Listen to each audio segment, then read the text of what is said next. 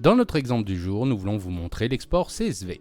Pour cela, dans une application de gestion d'inventaire, nous voulons exporter une liste d'achats suivant les stocks de nos pièces détachées et en fonction de quelques critères.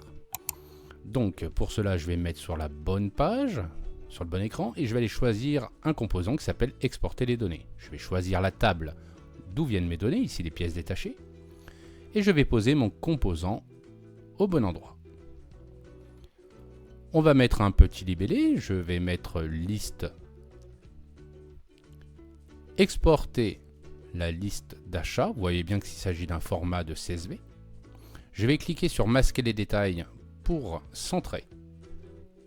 Et on va mettre maintenant deux filtres. Le premier filtre, ça va être en fonction du nombre de pièces en stock. Donc je vais prendre nombre en stock et je vais faire en sorte qu'il prenne ce qui est inférieur ou égal à 10.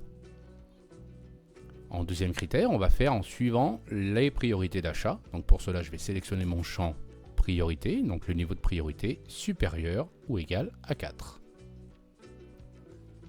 Mon application est maintenant prête. On va pouvoir tester tout ça en mode simulation. Donc je me connecte à l'application. On voit qu'ici, j'ai mes pièces détachées. On peut voir le niveau de priorité d'achat.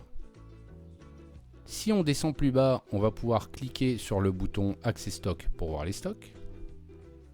Revenons en arrière et testons notre export. Je clique sur le bouton, je me donne un nom de fichier, achat.csv par exemple.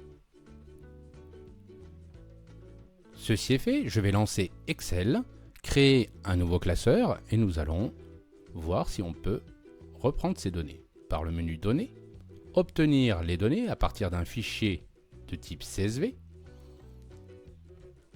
Je choisis le fichier exporter plutôt et je fais importer.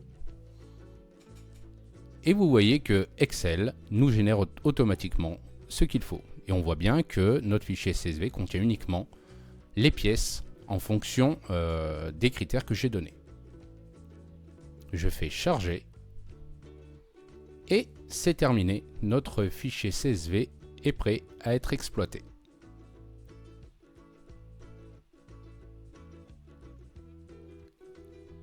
J'espère que cette vidéo vous aura plu, n'hésitez pas à vous abonner et puis on se retrouve bien entendu sur le site www.zio.fr.